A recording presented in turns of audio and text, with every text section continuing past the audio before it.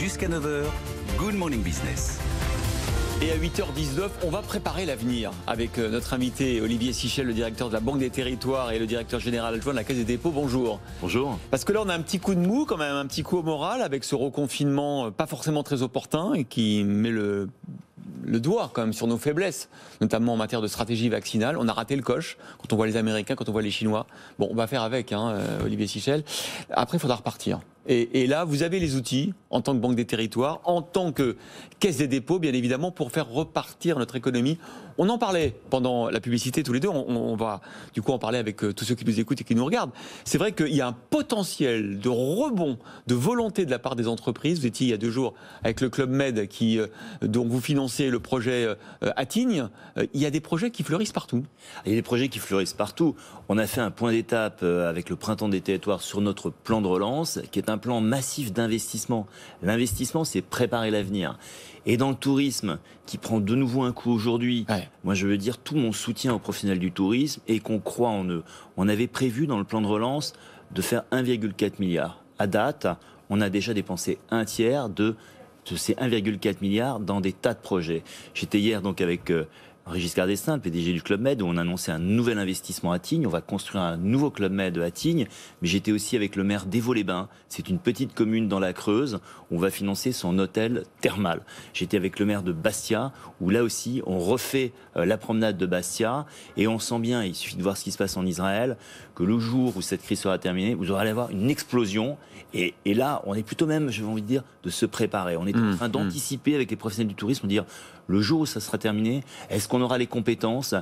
Comment est-ce qu'on aura, d'un point de vue humain, d'un point de vue ressources humaines, la capacité d'accueillir tous nos concitoyens, nos Français, qui aujourd'hui en ont marre, mais le jour où ce sera fini, ils voudront vraiment retourner au restaurant et refaire du tourisme. Alors on va dire aussi un mot pour les 110 000 commerçants qui vont devoir fermer le rideau, baisser le rideau ce soir. Peut-être que c'est l'occasion pour eux de se digitaliser encore davantage et encore plus, parce que la Caisse et la Banque des Territoires, avec les collectivités locales que vous financez, vous proposez des choses en ce moment pour digitaliser les commerces. Absolument, c'est très concret et ça marche déjà. Comment ça marche ? Les modes d'emploi, on y va. Eh bien, on propose aux villes d'acheter une marketplace. Une marketplace, vous savez, c'est une solution digitale. Et nous, la Banque des Territoires, on la finance. Donc on donne 20 000 € à la mairie pour acheter une solution digitale. Par exemple, la marketplace, elle propose une solution pour tous les commerçants, pour tous les commerçants de la ville. Vous pouvez prendre Ma Ville Mon Shopping, par exemple, ou à Bastia, pour revenir à ça. Il a une application locale qui s'appelle Compre Bastia, donc c'est en Corse même qu'il le fait, et c'est des solutions qui sont mises en œuvre par les collectivités locales. À côté de ces achats de solutions, on finance un manager de commerce. C'est quelqu'un qui dépend de la mairie et qui va aller voir les commerces pour les aider à prendre en main cette solution. On ne devient pas e-commerçant du jour au lendemain, non.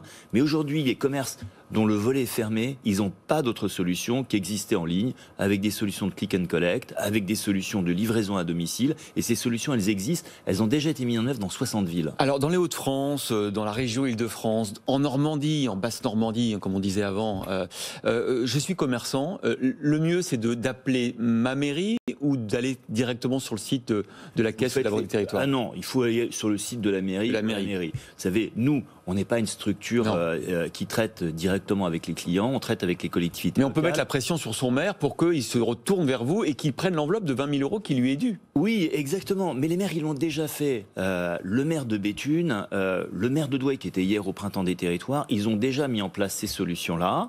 Et c'était le maire de Douai hier qui disait, nous, ce que nous voulons, c'est faire en sorte que les commerçants soient les acteurs de leur propre digitalisation. Donc, il les accompagne, il a financé la solution, mais c'est pas facile pour eux quand même. Moi, j'ai une pensée émue pour eux. Pendant des années, ils se sont dit, le client principal, c'est celui qui vient dans le magasin. Seulement là, il n'y a pas d'autre choix, comme le magasin est fermé, d'aller dans cette solution. Et ils le savent bien, c'est quand même compliqué à faire, ça ne compensera pas. Mais ça permet d'avoir la tête hors de l'eau, en plus des aides. Et c'est des gens souvent, vous savez, c'est des entrepreneurs, moi je les connais. C'est des gens qui ne veulent pas vivre des aides. Ils veulent avoir leur activité. Donc là, on leur propose cette solution-là. L'autre moyen de rebondir, de repartir dans 4 semaines, dans 6 semaines, on verra bien, c'est la rénovation thermique des bâtiments. Il y a presque 5 millions de passoires thermiques en France. Hein, c'est 17% du parc de résidences principales. C'est vrai qu'il y a eu le programme de rénovation, ma prime rénov, qui se développe, mais parfois c'est compliqué. C'est compliqué, on a affaire parfois à des charlatans sur Internet qui vous proposent des mécanismes. Vous dites, c'est le rapport que vous avez préparé pour le gouvernement, vous dites, on va mettre en place des intermédiaires, des conseillers pour les propriétaires qui ne s'y retrouvent pas. Oui, voilà, parce que c'est très compliqué. Pour le ménage, dans ces passoires thermiques, il y a beaucoup de choses à faire. Vous allez avoir un chauffagiste qui vient, qui vous dit il faut mettre une chaudière au gaz.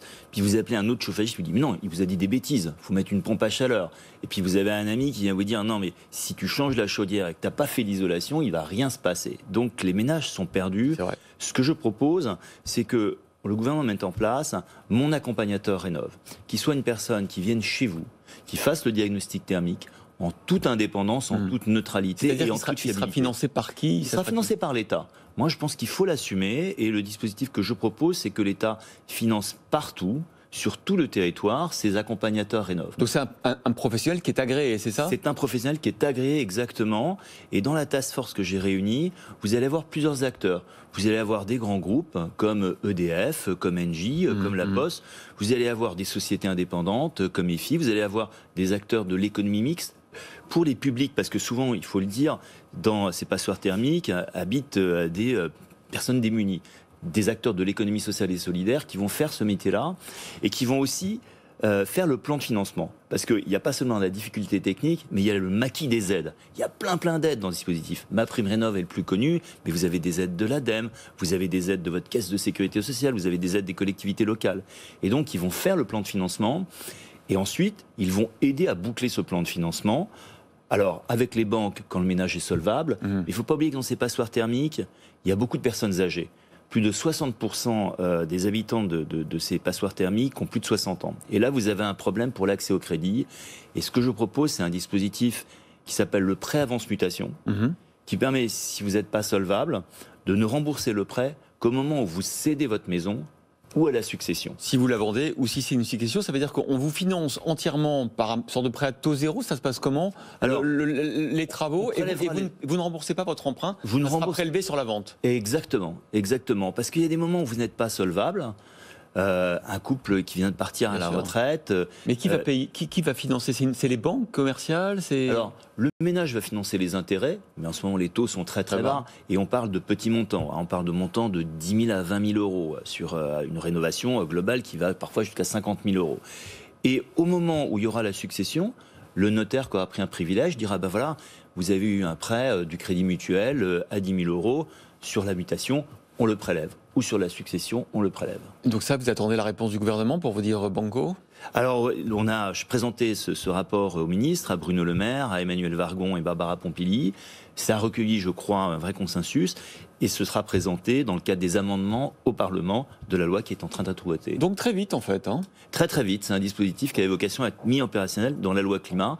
Et dans la task force, j'avais les conventionnels citoyens, vous savez, ceux qui ont participé à la Convention pour le climat, qui étaient très en faveur du dispositif. Une dernière question sur le dossier Suez-Veolia, parce que vous êtes actionnaire, je crois, de Veolia. Et puis surtout parce qu'en tant que Banque des Territoires, évidemment, ça concerne vos clients. Vous avez les mêmes clients, les collectivités locales.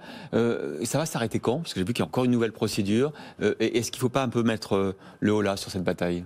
Il faut surtout du dialogue. Nous, du côté Caisse des dépôts, nous sommes un actionnaire de place. Éric Lombard, le directeur général de la Caisse des dépôts, a très solennellement appelé au dialogue entre les parties pour construire une solution concertée. Pour l'instant, c'est pas le cas. Vous avez vu qu'il y a encore de nouvelles batailles juridiques. Ça ne s'arrête pas. Pas facile. Bon, il ne faut pas taper du poing sur la table à un moment donné. Vous n'avez pas ce pouvoir-là? Non. et généralement, ça n'arrange rien pour faire favoriser le dialogue. Bon, en tout cas, ça nous fait un feuilleton. Merci Olivier Sichel, directeur de la Banque des Territoires, directeur général adjoint de la Caisse des dépôts, d'avoir été l'invité de Good Morning Business. Tout de suite, il est 8h30, presque, le journal de l'économie.